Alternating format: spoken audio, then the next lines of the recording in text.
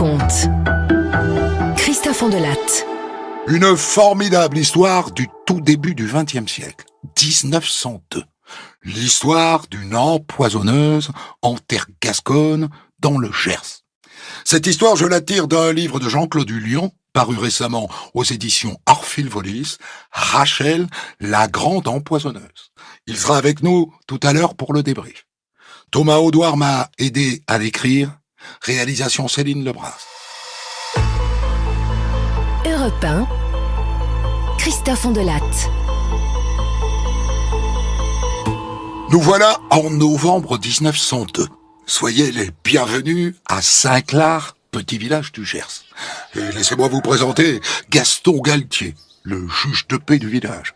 Celui qui tranche les petits litiges et les histoires de voisinage. D'habitude, Gaston Galtier est ce qu'on appelle un bon vivant. D'habitude, il a un appétit d'ogre. Mais là, en ce moment, c'est pas la grande forme. Et pardi que ça va pas bien. Il peut plus manger que du liquide.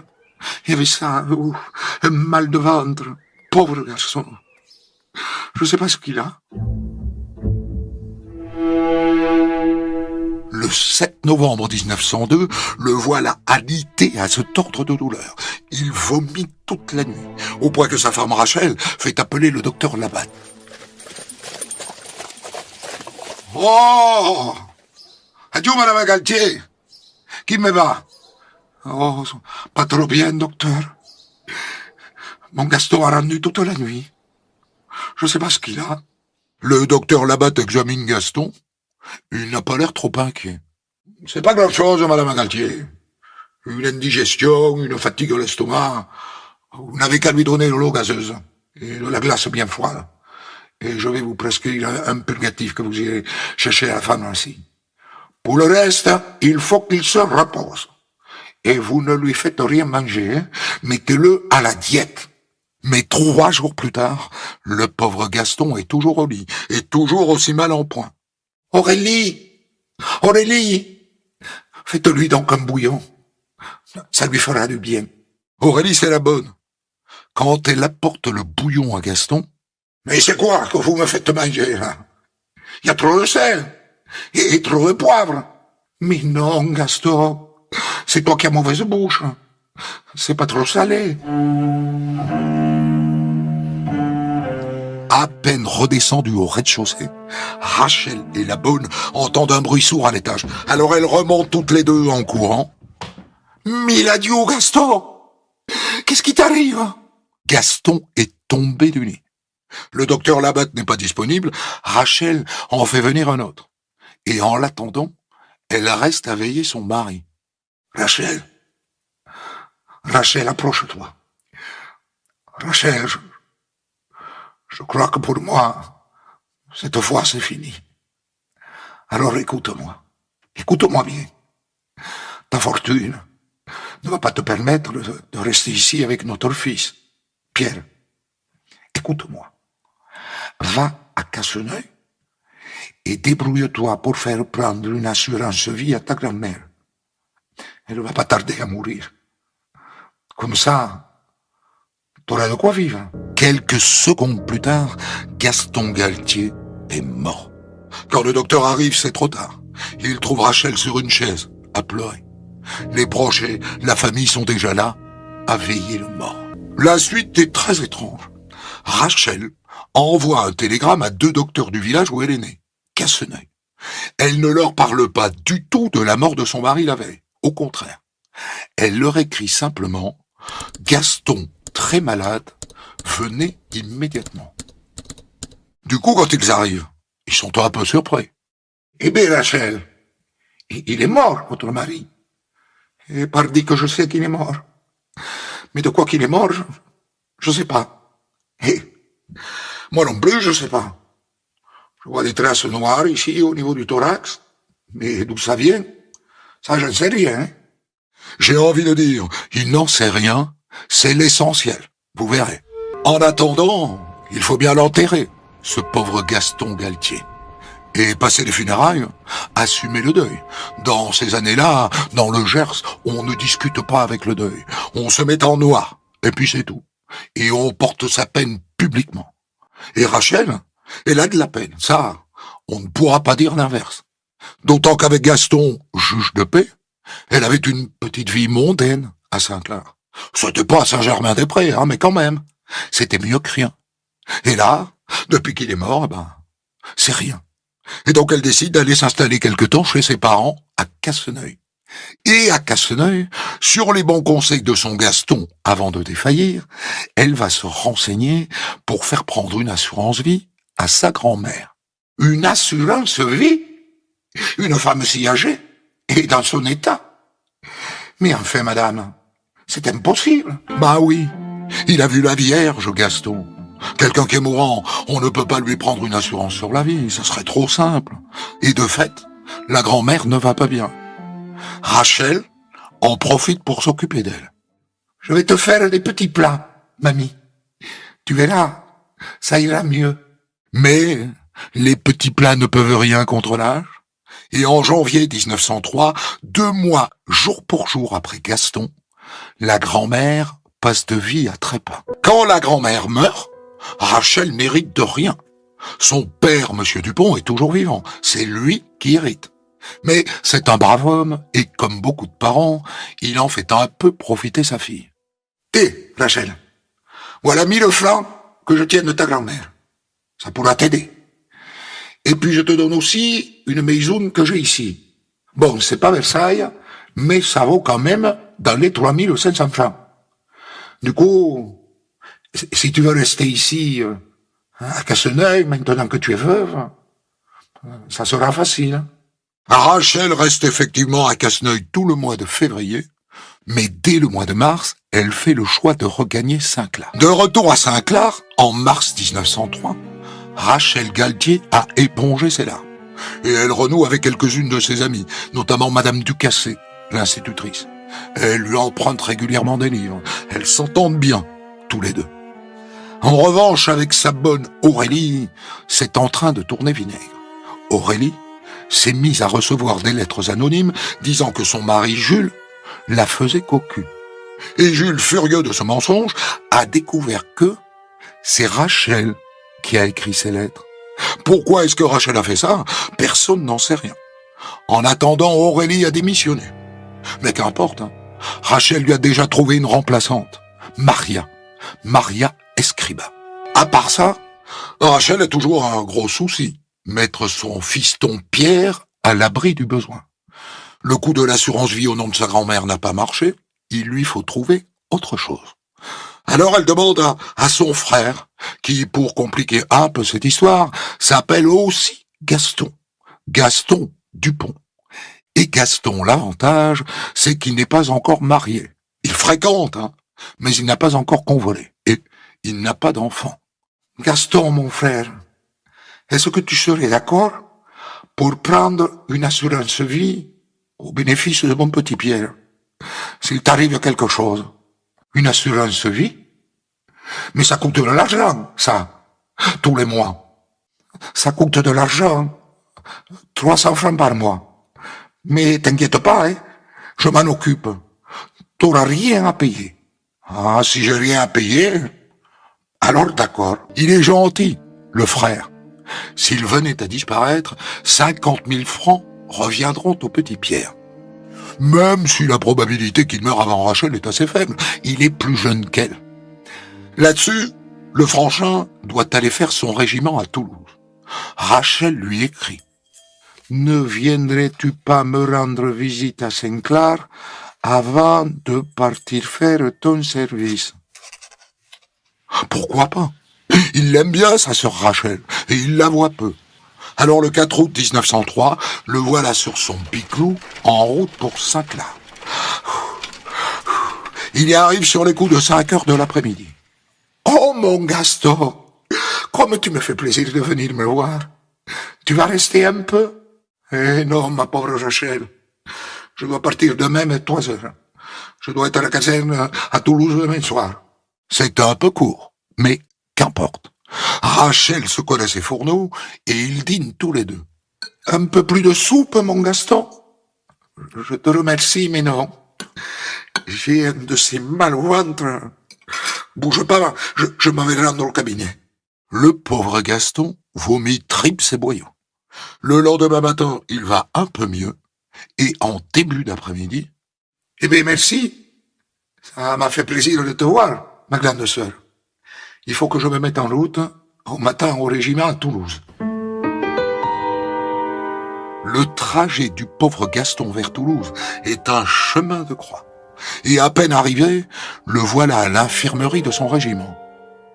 J'ai un de ces mal au ventre, docteur. Je ne sais pas ce que j'ai. Sans doute un érythème ionique, jeune homme, Et une légère irritation digestive. Ça n'est rien. Vous allez vous remettre très vite. et de fait, il se remet. Gaston Dupont effectue son service militaire à Toulouse, et avant de rentrer chez lui, il va voir son ami Jules à Pau. Oh, Gaston! Que je suis content de te voir.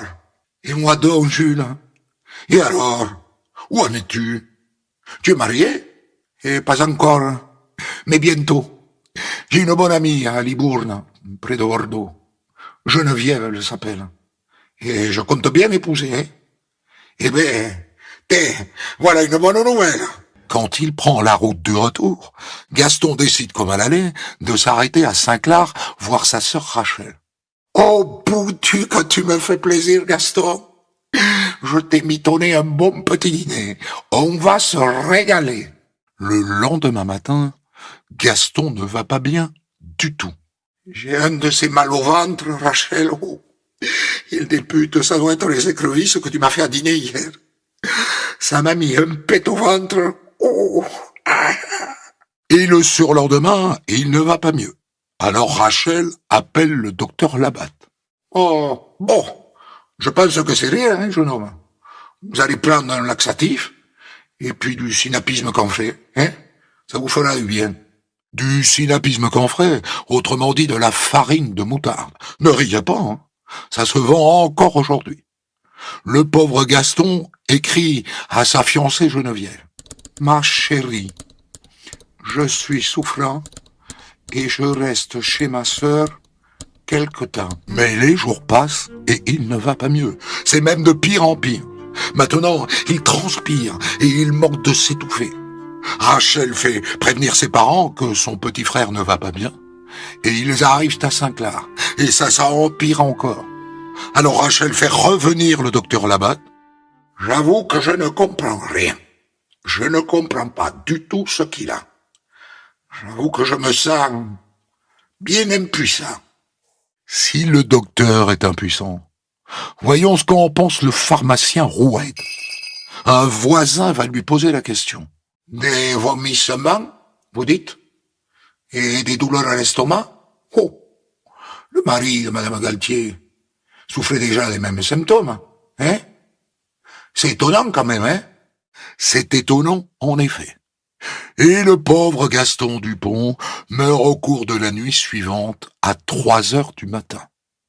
Décidément, sale temps pour les Gastons. Si on se résume, dans cette histoire, en quelques mois, on a 3 morts. Gaston, le mari de Rachel, Gaston, le frère de Rachel, et la grand-mère, même si elle était vieille. Je sais ce que vous pensez. Vous pensez qu'elle les a tués tous les 3, qu'elle les a empoisonnés. Vous n'êtes pas seul à le penser, je vous rassure. À Saint-Clar, ça commence à cancaner. D'autant que Rachel a déjà remballé ses habits de deuil. Oh, ben je l'ai vu l'autre jour. Elle avait un corsage. Et bien ouvert. Elle rigolait. Ça se fait pas quand même quand on vient de perdre coup sur coup son mari et son frère. Ah, ça non, Miladiou. Ça se fait pas, hein? Et voilà que des affiches apparaissent sur les murs de Saint-Clar. Des affiches dans un village d'à peine 1500 habitants. On ne peut pas les louper, hein. Il y en a même une sur la maison de Rachel rue des Nobles, avec écrit en gros « Madame Galtier a empoisonné son mari et son frère ». Sympa l'ambiance à Saint-Clar. Le nouveau juge de paix, la gendarmerie et le procureur reçoivent aussi des lettres du même tonneau. Anonymes, bien sûr. Attention, hein. Tous les habitants de Saint-Clar n'accusent pas Rachel. Ses amis ne croient pas un mot de ces rumeurs. Cela dit, Moi, je crois que pour laver son honneur, on devrait faire des autopsies sur les 3 cadavres. Et comme ça, et on saura. Même ses amis ne croient qu'à moitié à son innocence. Et donc une enquête commence. C'est d'abord le juge de Pémérol, le remplaçant de Gaston Galtier, qui s'y colle. Et très vite, lui-même n'a plus beaucoup de doutes. Il prévient donc le procureur de Lectoure. Très bien, Mérol, très bien. Très bon travail. Écoutez, je vais délivrer tout de suite un mandat de comparution, à cette femme Galtier. Quelques jours plus tard, un dimanche, le procureur de la République, le juge d'instruction et le commissaire greffier se présentent au domicile de Rachel rue des Nobles. Ils font fouiller la maison et saisir 2 ou 3 choses. Et le jour même, ils entendent des témoins. Et quand le soir arrive... Bien. Je crois que nous n'avons plus beaucoup de doutes, Cette femme est une empoisonneuse. Et donc, je m'en vais prendre un mandat d'arrêt. Le soir même, Rachel Galtier dort à la prison de Lectoure. Ce qui, au début, n'a pas l'air du tout de l'effrayer. Gardien, je voudrais un chocolat chaud pour mon petit déjeuner. Ah, mais Madame Galtier, c'est que ça coûte de l'argent. Peu importe, gardien. Je payerai. C'est qu'elle a des sous, la diablesse. Ça lui a rapporté tout ça. C'est le juge d'instruction d'Ansos qui est chargé de l'enquête. Il commence par aller perquisitionner la maison des parents de Rachel, à Casseneuil. Et plus précisément, la chambre qu'occupe Rachel quand elle y va. Bon, voilà ce que j'ai trouvé. Des bijoux, et pas que, toute une quantité de bijoux. Elle les avait mis au fond d'un tiroir de sa commode. Donc là, on a des broches, ici des bagues, ici des bracelets, une chaîne, et puis là, une montre en argent.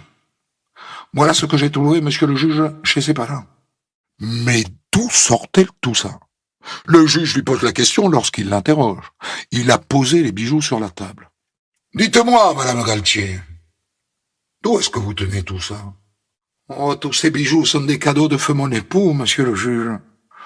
Ça, Madame Galtier, c'est ce que vous voulez me faire croire, Mais vous n'y arriverez pas très longtemps. La provenance de ces bijoux que vous détenez est bien plus obscure que ce que vous prétendez. Mais pas du tout, monsieur le juge.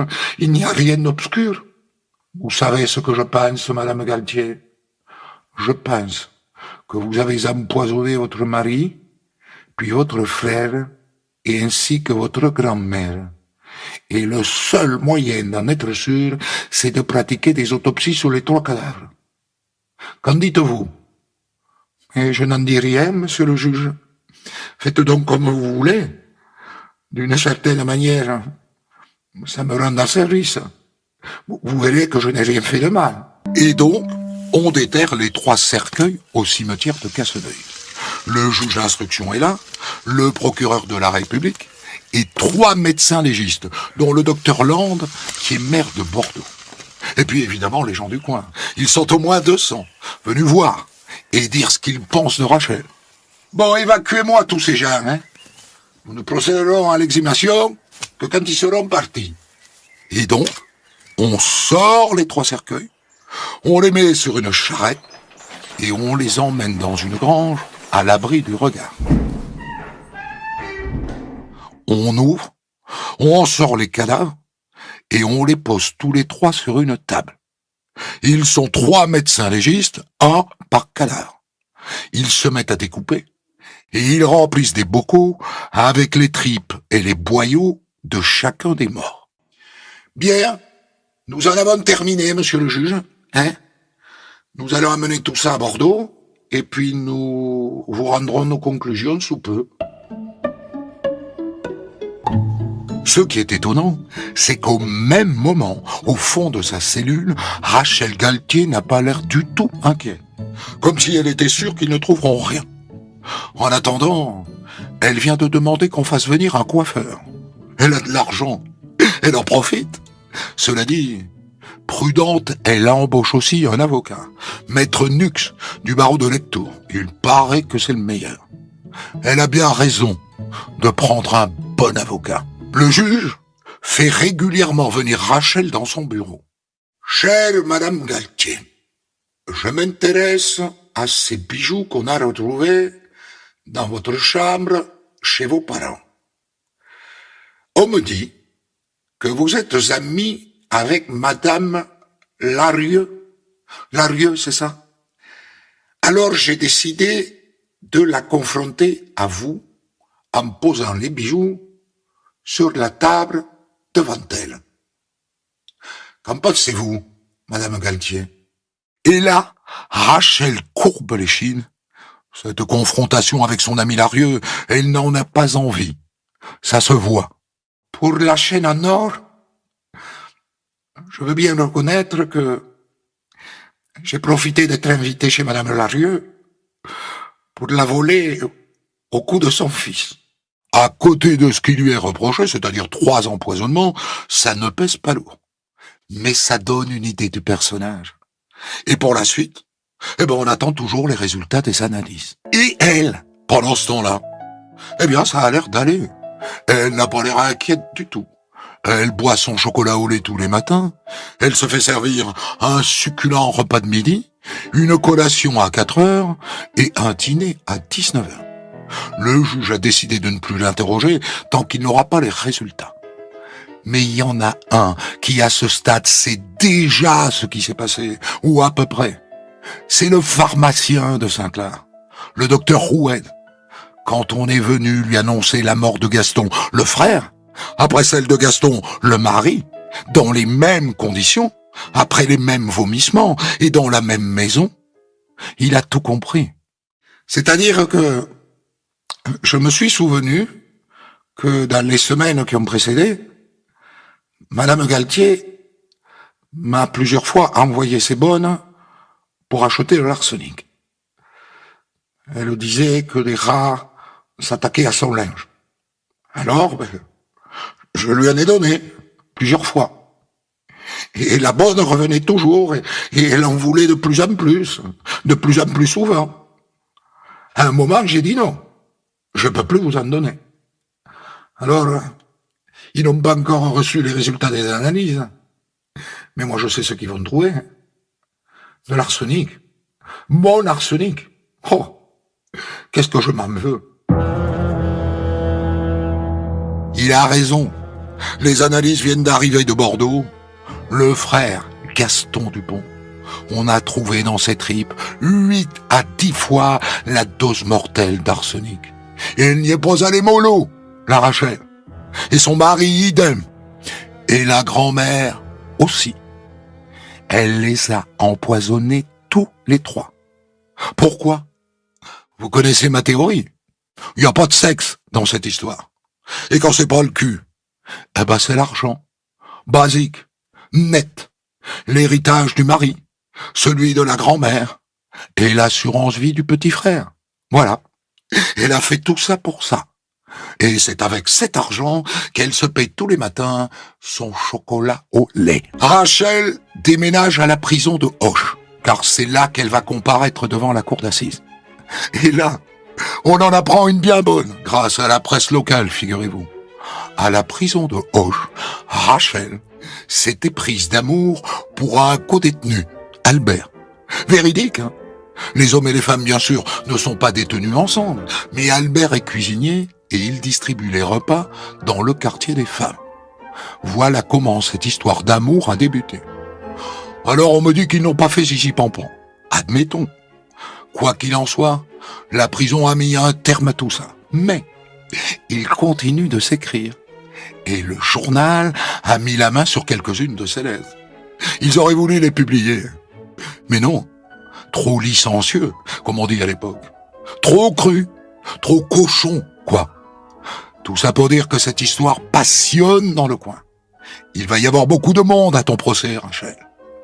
Beaucoup de monde. Le procès de Rachel Galtier s'ouvre à Auch le 26 octobre 1904. Il doit durer 4 jours. La salle est comble. Et Rachel est en deuil, de la tête aux pieds. Elle qui était passée si vite au corsage, a fait marche arrière. toute de noir vêtue, avec un long voile noir sur le visage, une veuve au port des larmes. Très réussie. Et ça colle parfaitement avec ce qu'elle a à dire sur cette affaire.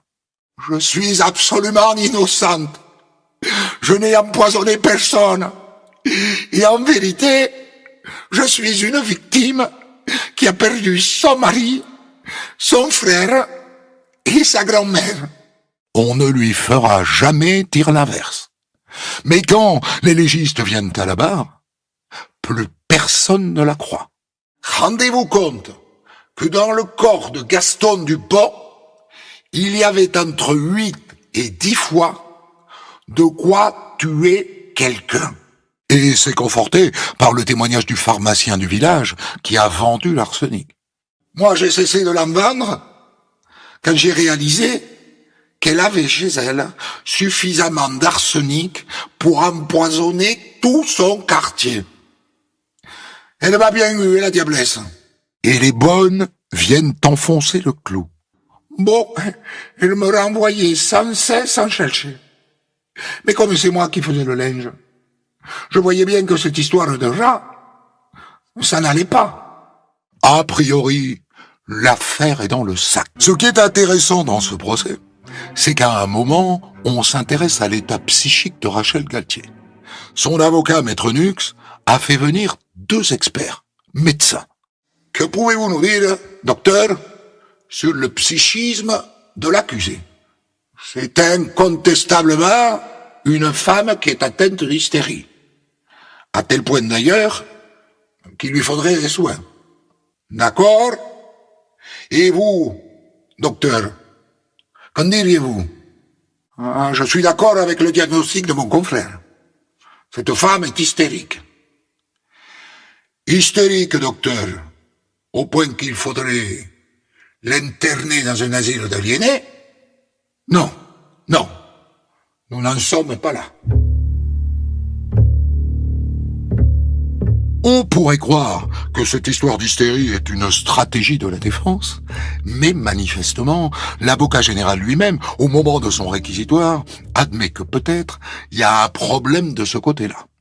Nous avons assisté hier à une belle et savante joute entre professeurs de nos facultés, et nous avons admiré leur éloquence.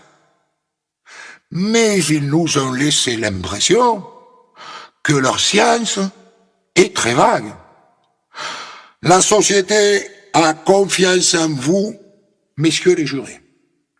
Vous refuserez la pitié à cette femme qui sème sa route de cadavres. Et vous verrez dans quelle mesure vous pourrez lui accorder des circonstances atténuantes. Et voilà Maître Nux qui se lève pour plaider. L'accusé, messieurs les jugés, est atteinte d'hystérie. L'hystérie est une maladie mentale. Rachel Galtier est malade. Vous devez le dire et émettre dans votre jugement le vœu qu'on la fasse interner dans une maison d'aliénés. Les jurés délibèrent, et pendant ce temps, par précaution, on met Rachel à l'abri du regard du public, dans une petite pièce à côté. Et le président annonce le verdict.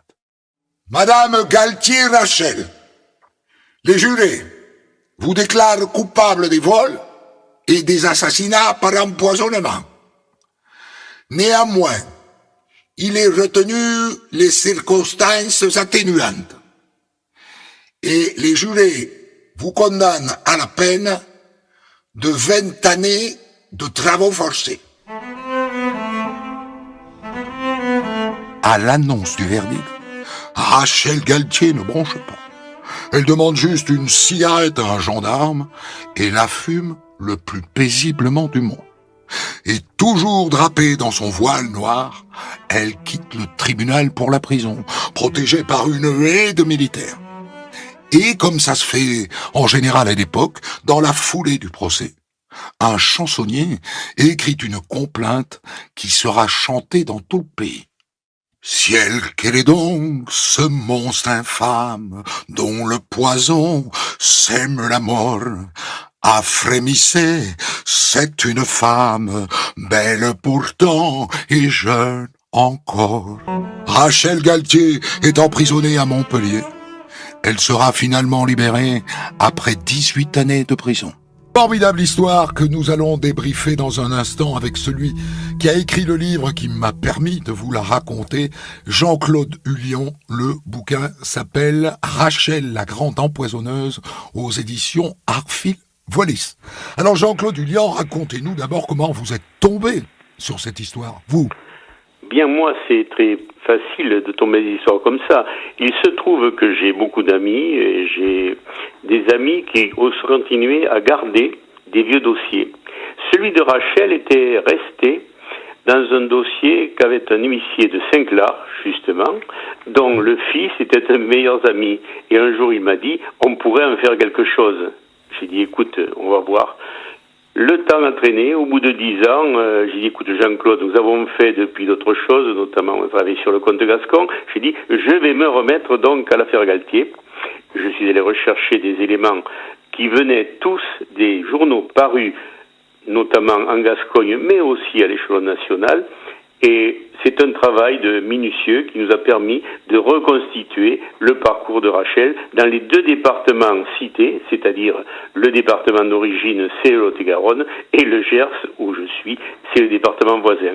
Voilà comment c'est montée l'opération Galtier, sachant qu'en prime, j'ai été dans des associations, notamment en Lot-et-Garonne, avec une amie qui était présidente de De Livre en Livre, toujours le livre, et cette présidente, elle est originaire de Casseneuil, et c'est elle qui m'a fourni toute l'iconographie du livre. Voilà un petit peu comment on fait ça. D'accord, alors, est-ce qu'il y a une mémoire à Saint-Clar de cette histoire?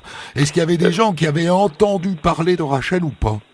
Oui, mais de moins en moins, parce que ça s'estompe et il y a encore des vieilles familles qui ont gardé la fameuse chanson qui est à la fin donc de votre émission, Rachel la grande empoisonneuse, qui se chantait dans les rues avec des imageries pénales où on racontait toute l'histoire de Rachel Galtier, et en fait c'était les chanteurs de rue et ils vendaient, et nous avons retrouvé à Saint-Clar plusieurs personnes qui avaient gardé dans la famille ces chansons qui étaient vendues dans les marchés. Le texte de la complainte, quoi.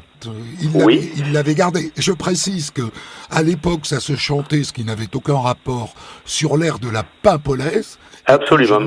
Et que j'ai mis un soin à reprendre la musique de la Pimpolaise pour entonner ce couplet. En vérité, il y en avait 12. La maison de la rue des Nobles, elle existe toujours? Elle existe toujours, oui. Et elle est habitée. C'est intriguant de s'arrêter devant une maison et de se dire que là, il y a eu 2 empoisonnements. Oui, il y a eu des tas d'anecdotes, notamment il y avait un paysan voisin qui était à côté qui a dit elle a failli empoisonner tous mes cochons, vous voyez, mais ça s'est fait après qu'on ait vu ces affiches apparaître et fleurir lorsqu'elle s'est fait arrêter. Alors vous qui avez lu le dossier, Jean-Claude Hullion, pour votre livre, est-ce que selon vous elle était folle? Je ne pense pas. Je pense qu'elle était atteinte de maladie parce qu'en fait, outre l'hystérie, elle était insensible. C'est une personne, elle s'était brûlée plusieurs fois, elle était pas du tout sensible. Et il y a dans sa vie, quand elle était jeune aussi, des éléments comme elle avait crevé les yeux de 2 petits serins dans la boucherie familiale à Casseneuil. Et donc, elle avait une insensibilité qui n'est pas de la folie, je ne pense pas. C'est aura, mais c'est plutôt, ça rejoint son envie de lucre, puisque dans sa pension, elle avait aussi volé quelques jeunes, elle avait 10 ans, quelques tableaux qui étaient dans la pension où elle était élevée. Je ne pense pas, c'était pas une aliénée, c'était une malade. Mais enfin, pour être capable quand même de tuer son mari, son frère et sa grand-mère, oui. On perçoit quand même une femme bien cintrée et sans doute une psychopathe. C'est-à-dire quelqu'un qui place au fond ses intérêts avant l'affect qu'elle peut avoir pour ces gens qui lui sont si proches. Son frère est un type adorable. Oui. Et en plus, son frère a été étudiant avec son mari. Ils étaient tous les deux étudiants à Bordeaux. Un était en pharmacie, c'est-à-dire le frère à Rachel, et son mari, Gaston, était étudiant en droit. Ils s'étaient connus dans les fêtes estudiantines dans les années 1875 à peu près. Il n'y a pas d'explication logique à ce qu'elle a fait. D'une part, c'est amoral d'une part, et d'autre part, on se gratte la tête pour savoir qu'est-ce qui lui est passé à la tête. Parce qu'en fait, tout ce qui est la mécanique de l'opération, c'est qu'elle sentait qu'elle n'avait pas assez d'argent pour paraître par rapport à toutes ses amies.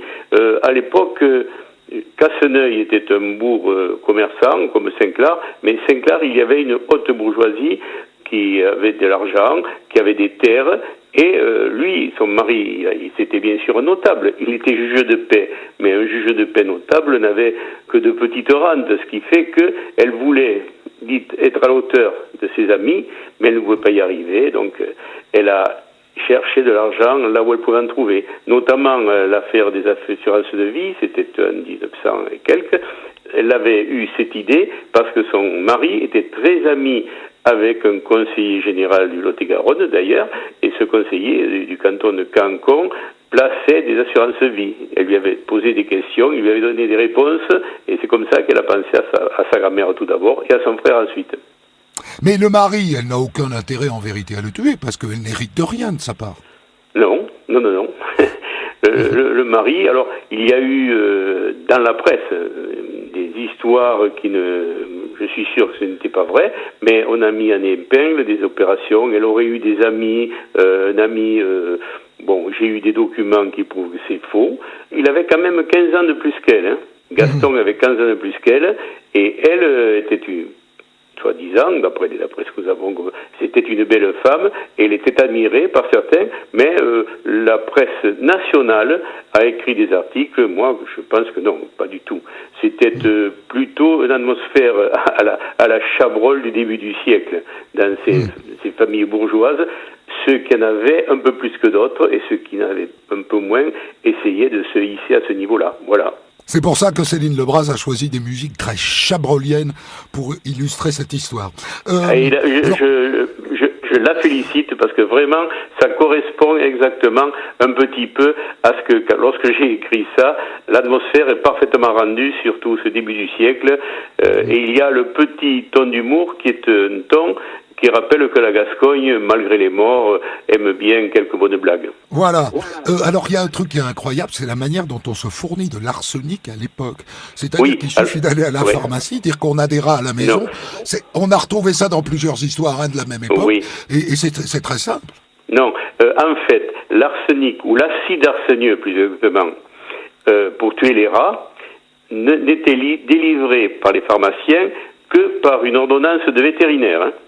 Oui. Alors donc, il y a aussi un vétérinaire qui fait l'ordonnance. L'ordonnance est déposée chez le pharmacien qui délivre l'acide arsénieux à usage de mort au rat. Voilà exactement le schéma. Donc elle est passée par un vétérinaire? Oui, le vétérinaire, oui. Il y avait le vétérinaire de Saint-Clar, Salès, il s'appelait, j'ai le nom, qui à un moment a dit, je peux plus lui en donner, elle va empoisonner tout le pays. Oui. Et il y a eu aussi dans cette affaire, lorsqu'elle était à Casseneuil, elle envoyait sa mère chercher de l'arsenic chez un pharmacien de Casseneuil, parce que celui de Saint-Clar, comme elle était à Casseneuil, a refusé de lui en fournir, et c'est sa mère qui est allée voir un pharmacien à Casseneuil, et comme par hasard, le Casseneuil n'était pas parent, il s'appelait Dupont, comme le père de Rachel. Voilà, ces petites histoires dans les histoires. Merci beaucoup Jean-Claude Hullian d'avoir écrit cette histoire, parce que sans des gens comme vous, je ne pourrais jamais raconter des histoires de cette époque. Je rappelle le titre de votre livre, Rachel la grande empoisonneuse, aux éditions Arfil Wallis. Des centaines d'histoires disponibles sur vos plateformes d'écoute et sur europe1.fr.